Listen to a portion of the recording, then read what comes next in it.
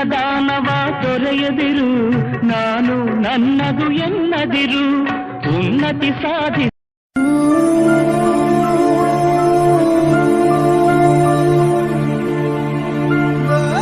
ನಮಸ್ಕಾರ ಪ್ರಿಯ ವೀಕ್ಷಕರೇ, ನಾನು ನಿಮ್ಮ ಮೈಸೂರು ಮಹಾದೇವ್. ನಮ್ಮ ಟಾಕ್ಸ್ ವಿತ್ ಯು ಚಾನಲ್ಗೆ ಎಲ್ರಿಗೂ ಕೂಡ ಸ್ವಾಗತ ಸುಸ್ವಾಗತ. ಇವತ್ತು ಬೆಂಗಳೂರಿನ ಒಂದು ದೇವಸ್ಥಾನದಲ್ಲಿ ಪ್ರತಿದಿನ ಅಸ್ತಂತವ್ರಿಗೆ ಇಲ್ಲಿ ಡೈಲಿ ಫ್ರೀಯಾಗಿ ಊಟವನ್ನು ಕೊಡ್ತಾ ಇದ್ದಾರೆ. ಅದು ಯಾವ ದೇವಸ್ಥಾನ, ಯಾರು ಕೊಡ್ತಾ ಇದ್ದಾರೆ ನೋಡೋಣ ಬನ್ನಿ. ಟಾಕ್ಸ್ ವಿತ್ ಯು ಲೈಕ್ ಮಾಡಿ, ಶೇರ್ ಮಾಡಿ, ಸಬ್ಸ್ಕ್ರೈಬ್ ಮಾಡಿ. Thank you.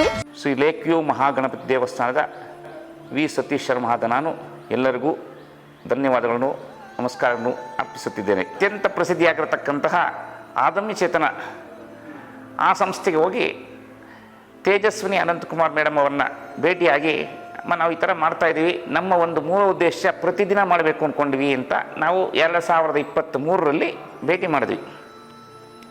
ಮಾಡಿದ ತಕ್ಷಣ ಅವರು ಶೀಘ್ರವಾಗಿ ಸ್ಪಂದಿಸಿ ತುಂಬ ಸಂತೋಷವಾಗಿ ನಾವು ಸಹ ನಿಮ್ಮ ಜೊತೆಲಿ ಇರ್ತೀವಿ ಅಂತೇಳಿ 2023 ಜನವರಿ 14 ಮಕರ ಸಂಕ್ರಾಂತಿ ದಿವಸ ಅವರೇ ಖುದ್ದಾಗಿ ಬಂದು ಇಲ್ಲಿ ಒಂದು ಅನ್ನದಾನವನ್ನು ಪ್ರಾರಂಭ ಮಾಡಿದ್ವಿ.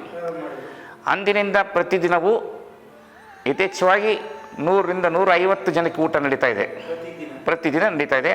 12 ಗಂಟೆಗೆ ಸರಿಯಾಗಿ ಮಹಾಮಂಗಳಾರತಿ ಅಂತ ಮಾಡ್ತೀವಿ. ಮಾಡಿ ಬಂದಿರತಕ್ಕಂಥ ಭಕ್ತರು, ಅಲ್ಲಿ ಬಡವರು ಬಲ್ಲಿದ್ರು ಅಂತಿಲ್ಲ, ಎಲ್ಲರೂ ಬರ್ತಾರೆ. ಪ್ರಸಾದ ರೂಪದಲ್ಲಿ ತಗೊಳ್ತಾ ಇದ್ದಾರೆ. ಮಕ್ಕಳಿಗೆ ಶಾಲೆ ಹುಡುಗರು ಬರ್ತಾ ಇದ್ದಾರೆ, ಮತ್ತು ಸುತ್ತಮುತ್ತಲೂ ಇರತಕ್ಕಂಥ ಪೌರ ಕಾರ್ಮಿಕರು ಬಂದಿದ್ದಾರೆ. ಎಲ್ಲ ಬಂದು ಪಾಪ ಎಲ್ಲ ಅವರು ಊಟ ಮಾಡ್ಕೊಂಡು ಹೋಗ್ತಾ ಇದ್ದಾರೆ. ಇದರಿಂದ ಹೊಟ್ಟೆ ತುಂಬ ಊಟ ಕೊಡ್ತಾ ಇದ್ದೀವಿ, ಹೊಟ್ಟೆ ತುಂಬ ಊಟ ಕೊಡ್ತಾ ಇದ್ದೀವಿ. ಅಲ್ಲೇ ಅದೇ ಥರ ನಮಗೆ ಕೊಡ್ತಾ ಇದ್ದಾರೆ, ಅದನ್ನು ಕೊಡ್ತಾ ಇದ್ದೀವಿ. ಮತ್ತು ಅದು ಅಲ್ಲದೆ ಪ್ರಸಾದನೂ ಇದೆ, ಪ್ರಸಾದ ವಿನಿಯೋಗ ಮಾಡ್ತೀವಿ. ಬೆಳಗ್ಗೆ ಹೊತ್ತು ಪ್ರಸಾದ ಇರುತ್ತೆ, ಇದು ಬೆಳಗ್ಗೆ ಪ್ರಸಾದ ಇರುತ್ತೆ, ಮಧ್ಯಾಹ್ನದ ಹೊತ್ತು ಇರುತ್ತೆ, ಮತ್ತು ವಿಶೇಷ ಸಂಜೆ ಸಮಯದಲ್ಲೂ ಸಹ ಪ್ರಸಾದ ಕೊಡ್ತಾ ಇರ್ತೀವಿ ವಿಶೇಷ ದಿನಗಳಲ್ಲಿ. ಇದು ಹಲಸೂರು ಕೆರೆ, ಹಲಸೂರು ಲೇಕ್ ಹತ್ರ ಬರುತ್ತೆ. ಲೇಕ್ ವ್ಯೂ ಮಹಾಗಣಪತಿ ಅಂತ ಈ ದೇವಸ್ಥಾನದ ಹೆಸರು. ಭಗವಂತ ಪ್ರೇರೇಪಣೆ ಅಷ್ಟೇ ನಮಗೆ. ನಾವೆಲ್ಲ ಸದಸ್ಯರೆಲ್ಲ ನಮ್ಮ ಮನೆಯವರೇ, ಇದು ಕುಟುಂಬದ ದೇವಸ್ಥಾನ. ಇದು ನಾವೆಲ್ಲ ಕುಳಿತುಕೊಂಡು ಮಾತಾಡಬೇಕಾದ್ರೆ ಒಂದ್ಸಲ ನಾವು ಆವಾಗ ಮಾಡೋ ಬದಲು ಪ್ರತಿನಿತ್ಯ ಯಾಕೆ ಮಾಡಬಾರ್ದು ಅನ್ನೋ ಉದ್ದೇಶ ಬಂತು. ಆದ್ದರಿಂದ ಅಲ್ಲಿ ಹೋಗಿ ಅವ್ರ ಹತ್ರ ಅಭಿಪ್ರಾಯವನ್ನು ಹೇಳಿದ್ವಿ, ನಾವು ಈ ಥರ ಮಾಡಬೇಕು ಅಂದ್ಕೊಂಡಿದ್ದೆ. ಅದಕ್ಕೆ ಅವರು ಪೂರ್ವಕ್ಕೆ ಸ್ಪಂದಿಸಿದ್ರು ಮೇಡಮ್ ಅವರು, ಖಂಡಿತವಾಗ್ಲೂ ಮಾಡಿ, ನಾವು ನಿಮ್ಮ ಜೊತೆ ಇದ್ದೀವಿ ಅಂತ. ಅಂದರೆ ಇಲ್ಲಿ ಒಂದು ವಿಶೇಷ ಏನು ಅಂದರೆ, ಇಲ್ಲಿ ಬರ್ತಕ್ಕಂಥ ಭಕ್ತರ ಜನ್ಮದಿನ ಆಗಿರ್ಬೋದು, ಮದುವೆ ದಿವಸ ಆಗಿರ್ಬೋದು, ಅಥವಾ ಏನಾದರೂ ಹಿರಿಯರ ಈ ಶ್ರಾದ್ದಾದಿ ಕಾರ್ಯಗಳಲ್ಲಿ ಒಂದು ಪ್ರಸಾದ ಮಾಡಿ ಅಂತ ಹೇಳ್ತಾ ಇದ್ರು. ಬಂದು ಹಿಂದೆ ಬರೋರು ಅವನ ಪ್ರಸಾದ ಮಾಡಿಕೊಡ್ತಾ ಇದ್ವಿ. ಇರಬೇಕಾದ್ರೂ ಆ ಪ್ರಸಾದ ಮಾಡೋದು ಊಟದ ಥರ ಕೊಟ್ಟರೆ ಹೆಂಗೆ ಇಲ್ವ, ತಿರುಗಿ ಸೇರುತ್ತೆ ಅನ್ನೋ ಒಂದು ಉದ್ದೇಶ ಬಂತು. ಈ ಒಂದು ಅದಕ್ಕೋಸ್ಕರ ಅವ್ರ ಹತ್ರ ಮೇಡಮ್ ಹತ್ರ ಹೋಗಿ ಭೇಟಿಯಾದಾಗ ಅವರು ಅದಕ್ಕೆ ನಮಗೆ ಸ್ಪಂದಿಸಿದ್ದಾರೆ. ಇವಾಗ ಊಟ ಕೊಡ್ತಾ ಇದ್ದೀವಿ, ತೊಗೊಳ್ತೀವಿ. ಅವ್ರು ತೊಗೊಂಡ್ರೆ ಅವ್ರ ಹತ್ರ ಒಂದು ಅಭಿಷೇಕ ಮತ್ತು ಇಲ್ಲಿ ಸೇವೆಗಳಿರುತ್ತೆ. ಸೇವೆಗಳ ಕಾಣಿಕೆಯನ್ನು ತೆಗೆದುಕೊಂಡು ಅದನ್ನು ಸ್ವಲ್ಪ ಅನ್ನದಾನಕ್ಕೂ ಅದಕ್ಕೆ ಬಳಸಿಕೊಂಡು ಮಿಕ್ಕಿದ್ದನ್ನು ನಾವು ಇದು ಕೊಡ್ತಾ ಇದ್ದೀವಿ. ಸರ್, ಅನ್ನದಾನಕ್ಕೆ ಅಲ್ಲಿ ಒಂದು 2,500-3,000 ರೂಪಾಯಿ ಆಗುತ್ತೆ. 7,500 ರೂಪಾಯಿ ಅಲ್ಲಿ ಕೊಡಬೇಕು. ಮತ್ತು ಇಲ್ಲಿ ಅಭಿಷೇಕಕ್ಕೆ ಸೇವೆ ತೊಗೊಳ್ತಾ ಇದ್ವಿ. ಅವರ ಹೆಸರಲ್ಲಿ, ಅವ್ರ ಕುಟುಂಬದ ಹೆಸರಲ್ಲಿ ಅಭಿಷೇಕ ಮಾಡಿಬಿಟ್ಟು ಮತ್ತು ಹೂವು ಎಲ್ಲ ಅಲಂಕಾರ ಮಾಡಿ ಬಂದವರಿಗೆ ಊಟ ಕೊಡ್ತಾರೆ. ತಂದೆಯವರು ಅದಕ್ಕೆ ಸಪೋರ್ಟ್ ಮಾಡ್ತಾ ಇದ್ದಾರೆ, ಎಲ್ಲದಕ್ಕೂ ಮಾಡಿ ಅಂದ್ಬಿಟ್ಟು ಪ್ರೋತ್ಸಾಹ ಕೊಡ್ತಾ ಇದ್ದಾರೆ. ಊಟ ಕೊಡೋದು, ಊಟ ಅನ್ನೋದು ಒಂದು ಪ್ರತಿಯೊಬ್ಬರಿಗೂ ಬೇಕಾಗಿರತಕ್ಕಂಥ ಒಂದು ವಸ್ತು. ಊಟ ಇಲ್ಲದೆ ಇರೋಕ್ಕಾಗಲ್ಲ, ಹಸು ತೀರಿಸ್ಬೇಕು. ಅಂಥದ್ರಲ್ಲಿ ನಮ್ಮ ಒಂದು ಪ್ರಸಾದ ರೂಪದಲ್ಲಿ ಕೊಟ್ಟರೆ, ಊಟ ಅಂತ ಕೊಟ್ಟರೆ ಅದಕ್ಕೆ ಬೇರೆ ಹೆಸರಿರುತ್ತೆ. ಪ್ರಸಾದ ಅನ್ನೋ ರೂಪದಲ್ಲಿ ಕೊಟ್ಟರೆ ಅದಕ್ಕೆ ಭಕ್ತಿಭಾವ ಬರುತ್ತೆ. ಭಕ್ತಿಭಾವದಿಂದ ತೊಗೊಂಡು ಊಟ ಮಾಡಿದ್ರೆ ಅವ್ರಿಗೂ ಒಳ್ಳೇದಾಗಲಿ, ಅಂಥವ್ರಿಗೂ ಒಳ್ಳೆ ಮುಂದೆ ಬರಲಿ ಅನ್ನೋ ಒಂದು ಉದ್ದೇಶದಲ್ಲಿ ನಾವು ಮಾಡಿದ್ದೀವಿ. ಅದಕ್ಕೆ ಎಲ್ಲರೂ ಒಂದು ಜನನೂ ಬರ್ತಾ ಇದ್ದಾರೆ, ಪಾಪ ಬಂದು ಮಾಡ್ತಾ ಇದ್ದಾರೆ. ಎಲ್ಲರಿಗೂ ಇದೆ, ಅವ್ರಿಗೂ ಆದ್ಯತೆ ಇದೆ. ಎಲ್ಲರೂ ಬಂದವ್ರಿಗೆಲ್ಲರಿಗೂ ಆ ಸಮಯದಲ್ಲಿ ಯಾರ್ಯಾರು ಬರ್ತಾರೋ ಅವರೆಲ್ಲ ಊಟ ಮಾಡ್ಕೊಂಡು ಹೋಗ್ತಾ ಇದ್ದಾರೆ. ಊಟ ಅನ್ನೋದು ಎಲ್ರಿಗೂ ಪ್ರಾಣಕ್ಕೆ ಆಧಾರವಾಗಿರತಕ್ಕಂಥದ್ದು. ಆ ಹಸಿವಿನಿಂದ ಯಾವುದೇ ಕೆಲಸ ಮಾಡಲಿಕ್ಕಾಗಲ್ಲ. ಆಹಾರ ಬೇಕೇ ಬೇಕು. ಪ್ರತಿಯೊಬ್ಬರಿಗೂ ಆಹಾರ ಇದ್ದರೆ ಮಟ್ಟಿಗೆ ಅವರ ಒಂದು ಮುಂದಿನಕ್ಕೆ ದೈನಂದಿನ ಚಟುವಟಿಕೆಗೆ ಆಗುತ್ತೆ. ಆದ್ದರಿಂದ ಆ ಊಟದ ಸಮಯಕ್ಕೆ ಕೆಲವರ ಹತ್ರ ಹಣ ಇದ್ದು ಸಹ ತೊಗೊಳಕ್ಕಾಗಲ್ಲ. ಹೋಗಿ ಸಿಗೋಷ್ಟೊತ್ತು ಸಮಯ ಇರೋದಿಲ್ಲ. ಈಗ ಸಮಯದ ಅಭಾವ ತುಂಬ ಆಗಿದೆ ಎಲ್ಲರಿಗೂ. ಈ ಪಕ್ಕದಲ್ಲಿ ಪ್ರಸಾದ ರೂಪದಲ್ಲಿ ಬೇಕಾದರೆ ಊಟ ಅದು ತಿಂದರೆ ಅವ್ರಿಗೊಂದು ತೃಪ್ತಿ ಇರುತ್ತೆ, ದೈವಿಕ ಭಾವನೆ ಬರುತ್ತೆ ಅವರಲ್ಲಿ. ನಮ್ಮ ಒಂದು ಧರ್ಮದೂ ಒಂದು ಧರ್ಮವನ್ನು ಬೆಳ್ಕೊಂಡು ಹೋಗ್ತಾ ಇರುತ್ತೆ. ರಾಜಕೀಯವಾಗಿ ನಮ್ಮ ಧರ್ಮವನ್ನು ಬೆಳೀತೈತೆ. ಬೆಳೆದಾಗ ಏನಾಗುತ್ತೆ, ಅವ್ರಿಗೊಂದು ಭಕ್ತಿಭಾವ ಅನ್ನೋದು ಬಂದು ಭಕ್ತಿಭಾವದಿಂದ ಅವ್ರಿಗೆ ಒಳ್ಳೇದಾಗುತ್ತೆ, ಅವ್ರ ಕುಟುಂಬನ ಒಳ್ಳೇದಾಗುತ್ತೆ.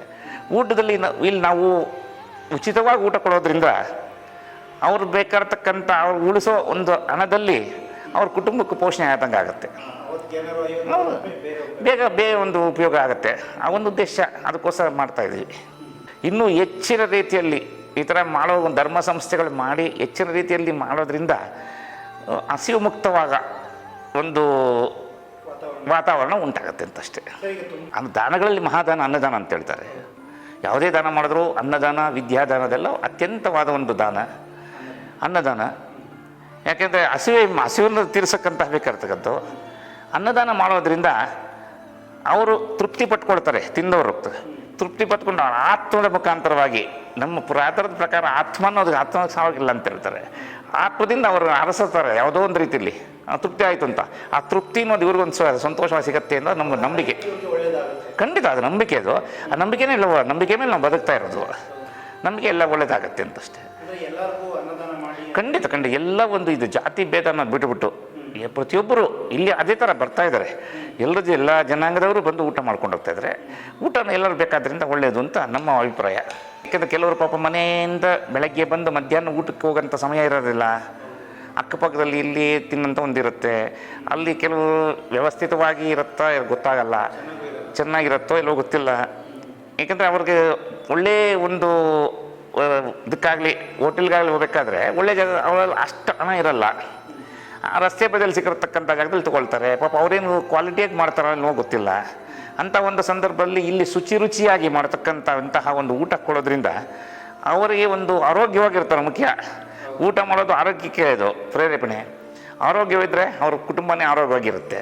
ಅದರಿಂದ ಇಂತಹ ಒಂದು ಪ್ರಸಾದ ರೂಪದಲ್ಲಿ ಕೊಟ್ಟಿರ್ತಕ್ಕಂತಹ ಊಟ ಅವ್ರಿಗೆ ಆರೋಗ್ಯವಾಗಿರೋದ್ರಿಂದ ಒಳ್ಳೆಯದಂತ ನಮ್ಮ ಒಂದು ಅಭಿಪ್ರಾಯ. ಊಟ ಅನ್ನೋದು ಎಲ್ಲರಿಗೂ ಬೇಕು.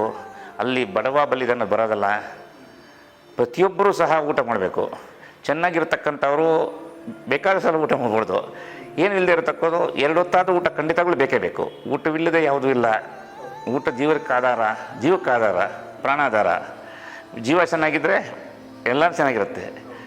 ಆದ್ದರಿಂದ ಇಲ್ಲಿ ಬಡವ ಅಥವಾ ಶ್ರೀಮಂತ ಅನ್ನೋದು ಬರೋದಿಲ್ಲ. ಇಲ್ಲಿ ಏನಂದರೆ ಈ ನಮ್ಮ ಹಿಂಭಾಗದಲ್ಲಿ ಕೆಲವು ಸ್ಲಮ್ ಅವರೆಲ್ಲ ಬರೋದು ಅವರು ಬಂದು ಊಟ ಮಾಡ್ಕೊಂಡು ಹೋಗ್ತಾ ಇದ್ದಾರೆ. ಮೊದಲು ಬರಬೇಕಾದ್ರೆ ಅವರು ಸಾಮಾನ್ಯವಾಗಿ ಮೊದಲಲ್ಲಿ ಕುಡ್ಕೊಂಡು ಅಲ್ಲಲ್ಲಿ ಬಿದ್ದಿರ್ತಕ್ಕಂಥ ಒಂದು ಇತ್ತು. ನಾವು ಕ್ರಮೇಣ ಬದಲಾವಣೆ ನೋಡ್ತಾ ಇದ್ದೀವಿ. ಅವರ ಇಲ್ಲಿ ಬರಬೇಕಾದ್ರೆ ಕುಡಿಯೋದನ್ನು ಸ್ವಲ್ಪ ಕಡಿಮೆ ಮಾಡಿದ್ದಾರೆ. ಕುಡಿಯೋದು ಅಂತ ಕಾಣಿಸ್ತಾ ಇಲ್ಲ. ಅಲ್ಲಿ ಇಲ್ಲಿ ಬಂದು ಊಟ ಮಾಡ್ಕೊಂಡು ಆಮೇಲೆ ಏನು ಮಾಡಿದ್ರು ಗೊತ್ತಿಲ್ಲ. ಇಲ್ಲಿ ಬರುವಾಗ ಸ್ವಲ್ಪ ಇರುತ್ತೆ. ಅವ್ರನ್ನ ನಾವು ಒಂದು ಸರಿಯಾದ ದಾರಿ ತರಬೇಕಾದ್ರೆ ನಮ್ಮಂಥ ಒಂದು ಸಂಸ್ಥೆಗಳೇ ಬರಬೇಕಾಗಿರುತ್ತೆ. ನಮ್ಮ ಸಂಸ್ಥೆಗಳು ಅವ್ರನ್ನ ಒಳ್ಳೆ ಮಾತಲ್ಲಿ ತರಬೇಕು. ಯಾಕಂದರೆ ಅವ್ರನ್ನ ಬೇರೆ ಒಳ್ಳೆ ಬುದ್ಧಿ ಮಾಡಬೇಕಂತ ಹೇಳಿದ್ರೆ ಕೇಳಲ್ಲ. ಇಂಥ ಒಂದು ಕಾರ್ಯ ಮಾಡೋದ್ರಿಂದ ಅವ್ರಿಗೊಂದು ಸ್ವಲ್ಪ ಒಂದು ಕರೆಕ್ಟಾಗಿ ಒಂದು ಮಾರ್ಗ ಗೊತ್ತಾಗುತ್ತೆ ಅಂತ ಅಷ್ಟೇ. ಖಂಡಿತ ಬರ್ತಾ ಇದೆ. ನಾವು ನೋಡ್ತಾ ಇದ್ದೀವಿ. ಅದು ನೋಡ್ತಾ ಇದ್ದೀವಿ. ಕೆಲವರಿಗೆ ಅದು ಹೇಳ್ತಾ ಇದ್ದೀವಿ, ಪಾದರಕ್ಷೆಗಳು ಬಿಟ್ಟು ಊಟ ಮಾಡಿ ಅಂತ ಹೇಳ್ತಾ ಇದ್ದೀವಿ. ಯಾಕೆ ಕೆಲವರು ಮಾಡ್ತಾ ಇದ್ದಾರೆ. ಕೆಲವರು ಅದನ್ನು ಬದಲಾವಣೆ ತರ್ತೀವಿ. ಸ್ವಲ್ಪ ಇದಾದ ತೀವ್ರವಾಗಿ ಅದನ್ನು ನೆಕ್ಸ್ಟ್ ಬದಲಾವಣೆ ತರಬೇಕು ಅಂದ್ಕೊಂಡಿದ್ದೀವಿ. ಅಂತಂದರೆ ಒಳ್ಳೇದಾಗತ್ತೆ ಅಂತ ಅಷ್ಟೇ. ಯಾಕೆಂದರೆ ನಾವು ಊಟಕ್ಕೆ ಒಂದು ದೇವರ ಸ್ಥಾನವನ್ನು ಕೊಟ್ಟಿರ್ತೀವಿ, ಭಗವಂತನ ಸ್ಥಾನವನ್ನು. ನಾವು ಊಟ ಮಾಡಬೇಕಾದ್ರೆ ಪಾದರಕ್ಷೆ ಹಾಕ್ಕೊಂಡು ಮಾಡೋದ್ರಿಂದ ಒಂದು ಅವಮಾನ ಮಾಡ್ದಂಗೆ ಅಂತ ನಮ್ಮ ಭಾವನೆ. ಗೌರವ ತೋರಿಸೋ ದೃಷ್ಟಿಯಿಂದ ಮಾಡೋದು ಒಳ್ಳೆಯದು ಅಂತ ನನಗೆ. ಅವರು ಖಂಡಿತ ರೈತರೇ ದೇವರ ಮುಖಾಂತರ ಬಂದಿದ್ದಾರೆ ಅಂತ ನಾವು ಅಂದ್ಕೊಳ್ಳೋದು. ರೈತರಿಲ್ಲದೆ ಹೋದ್ರೆ ನಾವು ಇರೋಕ್ಕಾಗಲ್ಲ. ಅವ್ರಿಗೊಂದು ಗೌರವ ಕೊಡೋತ್ತಾರ. ಹಿಂದೆ ಏನಾಗುತ್ತೆ, ದೊಡ್ಡ ಸಂಸ್ಥೆ ಮಠ ಮಾನ್ಯಗಳು ಮಾಡ್ತಾಯಿದ್ರು. ಇವಾಗ ದೊಡ್ಡ ಕಾರ್ಯ ಮಾಡ್ತಾಯಿದೆ. ಸಾವಿರಾರು ಜನ ಊಟ ಕೊಡ್ತಾಯಿದ್ದಾರೆ. ಈ ಬೆಂಗಳೂರು ಅಂತ ಒಂದು ದೊಡ್ಡ ಜಾಗದಲ್ಲಿ ಅಲ್ಲಲ್ಲಿ ಈ ಥರ ಮಾಡೋದ್ರಿಂದ ಎಲ್ರಿಗೊಂದು ಒಳ್ಳೇದಾಗುತ್ತೆ, ಹಸಿನಿಗತ್ತೆ ಅಂತ ಒಂದು. ಎಲ್ಲರ ಹತ್ರ ಹಣ ಇರುತ್ತೆ ಅಂತ ಹೇಳೋಕ್ಕಾಗಲ್ಲ. ಹಣ ಇದ್ದರೂ ಅವರು ತಿನ್ನೋ ಒಂದು ಇದರಲ್ಲ, ಈ ಥರ ಬಂದು ಒಳ್ಳೆಯದು ಅಂತ. ಅದು ಅಲ್ಲದೆ ನಮ್ಮ ದೇವಸ್ಥಾನದಲ್ಲಿ ಏನು ಮಾಡಿದ್ದೀವಿ, ಯಾರಾದರೂ ದಾನಿಗಳು ಬಂದರೆ ಅವ್ರ ಮುಖಾಂತರ ಕೊಡಿಸ್ತಾ ಇರ್ತೀವಿ ಊಟನ. ಅವರೇ ಕೊಡಿ ಅಂತ ಅವರೇ ಬಂದು ಕೊಟ್ಟರೆ ಅವ್ರಿಗೆ ಒಂದು ಮಾನಸಿಕ ಸಂತೋಷ ಆಗುತ್ತೆ ಅಂತ. ಈ ಒಂದು ಕ್ಷೇತ್ರದ ಮಹಿಮೆಯನ್ನು ಹೇಳಬೇಕಾದ್ರೆ ಎಷ್ಟೋ ಜನಕ್ಕೆ ಒಳ್ಳೆಯದಾದ್ಮೇಲೆ ಅವರೇ ಬಂದು ಅನೇಕ ವಿಧವಾದ ಸೇವೆಗಳು ಮಾಡಿಸ್ಕೊಂಡು ಹೋಗ್ತಾ ಇದ್ದಾರೆ. ಇಲ್ಲಿ ಅನೇಕ ವಿಧವಾದ ರಾಜಕೀಯ ವ್ಯಕ್ತಿಗಳು, ಸಿನಿಮಾ ತಾರೆಯರು ಎಲ್ಲ ಬಂದು ಹೋಗ್ತಾ ಇದ್ದಾರೆ. ಅನೇಕ ವಿಖ್ಯಾತ ಡಾಕ್ಟ್ರುಗಳು ಅವರು ಬಂದು ಪೂಜೆ ಮಾಡ್ಕೊಂಡು ಹೋಗ್ತಾರೆ. ಮುಖ್ಯವಾಗಿ ನಮ್ಮ ರಾಜ್ಕುಮಾರ್ ಅವರು ಇದ್ದ ಕಾಲದಲ್ಲಿ ಒಂದು ಸಿನಿಮಾ ಶೂಟಿಂಗ್ಗೆ ಇಲ್ಲಿ ಆಯಿತು ಊಹು ಅಂತಿ ಅಂತ. ಆ ಒಂದು ಸಿನಿಮಾಗೆ ರಾಜ್ಕುಮಾರ್ ಪಾರ್ವತಮ್ಮನವರು ರಾಜ್ಕುಮಾರ್ ಅವರು ಬಂದು ಪೂಜೆ ಮಾಡ್ಕೊತಿದ್ರು. ರಮೇಶ್ ಅರವಿಂದ್ ಅವರು ಬಂದಿದ್ದರು, ಪ್ರಭುದೇವ ಅವರು ಬಂದಿದ್ದರು. ಇದೇ ರೀತಿ ಪುನೀತ್ ರಾಜ್ಕುಮಾರ್ ಅವರು ಮನೆಯವರು ಬಂದು ಪೂಜೆ ಮಾಡ್ಕೊಂಡು ಹೋಗಿದ್ದಾರೆ ಅವರಿದ್ದ ಕಾಲದಲ್ಲಿ. ಹಾಗೂ ಪ್ರಭುದೇವ ಅವರ ಪ್ರಭುದೇವ ಅಣ್ಣತಮ್ಮಂದರು, ಪ್ರಭಾಕರ್ ಅವರ ಮಗ ಪ್ರಭಾಕರ್ ಅವ್ರದ್ದು ಸಹ ಬಂದು ಇಲ್ಲಿ ಪೂಜೆ ಆಗಿದೆ. ಅನುಷ್ಕಾ ಶೆಟ್ಟಿಯವರು, ಬಾಹುಬಲಿ ಸಿನಿಮಾದ ನಾಯಕಿಯವರು, ಅವರ ಕುಟುಂಬದವರು ಅವರು ಅವಾಗ ಬಂದು ಇಲ್ಲಿ ಪೂಜೆ ಮಾಡ್ಕೊಂಡು ಹೋಗ್ತಾ ಇದ್ದಾರೆ. ಇತ್ತೀಚೆಗೆ ರಶ್ಮಿಕಾ ಮಂದಣ್ಣ ಅವರು ಸಹ ಬಂದು ಪೂಜೆ ಮಾಡ್ಕೊಂಡು ಹೋಗಿದ್ದಾರೆ. ಎಷ್ಟೋ ಚಲನಚಿತ್ರದ ನಿರ್ದೇಶಕರಾಗಿರ್ಬೋದು ಮತ್ತು ನಿರ್ಮಾಪಕರಾಗಿರ್ಬರ್ತಕ್ಕಂಥದ್ದು ಅವರೆಲ್ಲ ಬಂದು ಪೂಜೆ ಮಾಡ್ಕೊಂಡು ಹೋಗಿದ್ದಾರೆ. ಅವರೊಂದು ಸಿನಿಮಾ ಪ್ರಾರಂಭ ಆಗೋಕ್ಕೆ ಮುಂಚೆ ಇಲ್ಲಿ ಒಂದೊಂದು ಪೂಜೆ ಮಾಡಿ ಅಭಿಷೇಕ ಮಾಡಿ ತೆಗೆದುಕೊಂಡು ಹೋಗಿ ಅವರ ಕಾರ್ಯ ನಿರ್ವಿಘ್ನವಾಗಿ ಆಗ್ತಾಯಿದೆ ಅಂತ ಹೇಳಿದ್ರು. ಅದೇ ರೀತಿ ಬಂದು ಹೋಗ್ತಾ ಇದ್ದಾರೆ. ನಿರ್ದೇಶಕರು ಅವರು ಬರೆದಿರ್ತಕ್ಕಂತಹ ಕಥೆಗಳನ್ನು ತಗೊಂಡ್ಬಂದು ಪೂಜೆ ಮಾಡ್ಕೊಂಡು ಹೋಗಿದ್ದಾರೆ. ಕತೆ ತಂದಿಟ್ಟು ಇಲ್ಲಿ ಪೂಜೆ ಮಾಡ್ಕೊಂಡು ಹೋಗಿದ್ದಾರೆ. ರಾಜ್ಕುಮಾರ್ ಅವರು ವೀರಪ್ಪನ್ ಅಪಹರಣ ಮಾಡಿದಂಥ ಸಂದರ್ಭದಲ್ಲಿ ನಮ್ಮ ರಾಜ್ಕುಮಾರ್ ಕುಟುಂಬದವರು, ಪಾರ್ವತಮ್ಮನವರು ಹಾಗೂ ಪುನೀತ್ ರಾಜ್ಕುಮಾರ್ ಅವರು, ಅಶ್ವಿನ್ ರಾಜ್ಕುಮಾರ್ ಅವರು ಬಂದು ಇಲ್ಲಿ ಪೂಜೆ ಮುಗಿಸ್ಕೊಂಡು ಹೋಗಿ ಕೆಲವೇ ದಿನಗಳಲ್ಲಿ ಅಣ್ಣವರು ಸಹ ಬಿಡುಗಡೆ ಆಗಿದ್ದಾರೆ. 7 ವರ್ಷಗಳ ಹಿಂದೆ ಪ್ರತಿಷ್ಠಾಪಿಸಲ್ಪಟ್ಟು ಅನೇಕ ವಿಧವಾದ ಪೂಜೆಗಳು ನಡೆಯುತ್ತಾ ಬಂದಿರುತ್ತೆ. ಇಲ್ಲಿ ಗಣಪತಿ ಮುಖ್ಯವಾದ ದೇವರು, ಜೊತೆಗೆ ಎಲ್ಲ ಸಮಸ್ತ ಪರಿಹಾರ ದೇವರಿದ್ದಾರೆ. ಮಂಜುನಾಥ ಸ್ವಾಮಿ, ಅಂಕಾಳ ಪರಮೇಶ್ವರಿ, ಲಕ್ಷ್ಮೀ ವೆಂಕಟೇಶ್ವರ ಸ್ವಾಮಿ ದೇವರು, ಶಿರಡಿ ಸಾಯಿಬಾಬಾ, ದತ್ತಾತ್ರೇಯ, ಲಕ್ಷ್ಮೀನಾರಾಯಣ ಮತ್ತು ನವಗ್ರಹಗಳು, ವಿಶೇಷವಾಗಿ ಶನೇಶ್ವರ ಸ್ವಾಮಿ, ಶನೇಶ್ವರ ವಿಶೇಷವಾಗಿ ಪೂಜೆ ನಡೆಯುತ್ತೆ ಶನಿವಾರ. ಹಾಗೆ ರಾಮದೇವರು ಎಲ್ಲರೂ ಇದ್ದಾರೆ. ಒಂದು ಸಲ ಬಂದರೆ ಎಲ್ಲ ದೇವರ ದರ್ಶನ ಮಾಡ್ಕೊಂಡು ಹೋಗೋಂಥ ಒಂದು ವ್ಯವಸ್ಥೆ ಇದೆ ಇಲ್ಲಿ. ನಮ್ಮ ಪೂಜ್ಯ ತಂದೆಯವರು 36 ವರ್ಷಗಳಿಂದ ಇಲ್ಲಿ ಸ್ಥಾಪನೆ ಮಾಡಿದರು. ವೆಂಕಟರಾಮ ಶಾಸ್ತ್ರಿಗಳು ಅಂತ ಅವರು ಇಲ್ಲಿ ಗಣಪತಿ ಸ್ಥಾಪನೆ ಮಾಡಿ ಒಂದೊಂದು ಸಲಕ್ಕೆ ನಮಗೆ ಪ್ರೇರೇಪಣೆ ಆಯಿತು ಮಾಡಬೇಕು ಅಂತ. ಅದೇ ರೀತಿಯಾಗಿ ಫಸ್ಟ್ ಫ್ಲೋರಲ್ಲಿ ಮೊದಲನೇ ಮಹಡಿಯಲ್ಲಿ ಅಮ್ಮನವ್ರ ಪ್ರತಿಷ್ಠೆ ಮಾಡಿದ್ವಿ, ಅಂಕಾಳ ಪರಮೇಶ್ವರಿ ಅಂತ. ಈ ಅಮ್ಮನವರ ಸೇವೆ ಮಾಡ್ತಾ ಇರಬೇಕಾದ್ರೆ ಬಹು ಜನರ ಕೋರಿಕೆ ಮೇರೆಗೆ ಹಾಗೂ ಭಗವಂತನ ಒಂದು ಅನುಗ್ರಹದಿಂದ ಪ್ರೇರೇಪಣೆ ಮೇರೆಗೆ ಇಲ್ಲಿ ವೆಂಕಟೇಶ್ವರ ಸ್ವಾಮಿಯನ್ನು ಪ್ರತಿಷ್ಠಾಪನೆ ಮಾಡಿದ್ದೀವಿ. ಗುರುವಾರ ಇಲ್ಲಿ ವಿಶೇಷವಾಗಿ ಭಜನೆ ಅದು ಮಾಡ್ತಾ ಇರೋದ್ರಿಂದ ಸಾಯಿಬಾಬಾ ದೇವರನ್ನು ಸಹ ಪ್ರತಿಷ್ಠಾಪನೆ ಮಾಡಿದ್ವಿ. ಇಲ್ಲಿ ವಿಶೇಷವಾಗಿ ಗುರುವಾರಗಳು ಸಂಜೆ ಹೊತ್ತು 6 ಗಂಟೆಯಿಂದ ವಿಶೇಷ ಭಜನೆ ಇರುತ್ತೆ. ಹಾಗೂ ಗಣಪತಿಗೆ ಪ್ರತಿನಿತ್ಯವಾದ ಪೂಜೆಗಳು, ಬೆಳಗ್ಗೆ ಪಂಚಾಮೃತ ಅಭಿಷೇಕ, ವಿಶೇಷವಾದ ಅಭಿಷೇಕ, ಅಲಂಕಾರಗಳು ಎಲ್ಲ ಇರುತ್ತೆ. ಹಾಗೂ ಇಲ್ಲಿ ವಾಹನ ಪೂಜೆ ವಿಶೇಷವಾಗಿರುತ್ತೆ. ಇಲ್ಲಿ ಒಂದು ವಿಶೇಷ ವೈಶಿಷ್ಟ್ಯ ಏನಂದರೆ ಅವರಿಗೆ ಒಂದು ವಾಹನ ತಗೊಂಡ ತಕ್ಷಣ ಯಾವುದೋ ರೀತಿಯಲ್ಲಿ ಇನ್ನೊಂದು ದೊಡ್ಡವಾದ ವಾಹನ ಬರ್ತಾ ಇದೆ. ಕೆಲವು ದ್ವಿಚಕ್ರ ವಾಹನ ತೊಗೊಂಡಿರ್ತಾರೆ, ಅವ್ರು ತಿಳಿದೋ 4 ಚಕ್ರದ್ದು ಬರುತ್ತೆ. ಅವರ ಒಂದು ಕೋರಿಕೆ ಅಥವಾ ಅವರೊಂದು ಇದ್ರ ಮೇಲೆಗೆ ಒಂದು ಅಭಿವೃದ್ಧಿ ಆಗ್ತಾ ಬರ್ತಾ ಇದೆ. ಅವರವ್ರ ಕೋರಿಕೆ, ಅವ್ರ ಮನದಲ್ಲಿ ಏನೇನಿತ್ತು ಇದೇ ಥರ ಕೋರಿಕೆಯ ಮೇಲೆ ಒಂದೊಂದು ಪ್ರಾರ್ಥನೆ ಮಾಡ್ಕೊಂಡಾಗ್ತಾ ಬರ್ತಾ ಇದೆ. ಟಾಕ್ಸ್ ವಿತ್ ಯು ಲೈಕ್ ಮಾಡಿ, ಶೇರ್ ಮಾಡಿ, ಸಬ್ಸ್ಕ್ರೈಬ್ ಮಾಡಿ. Thank you.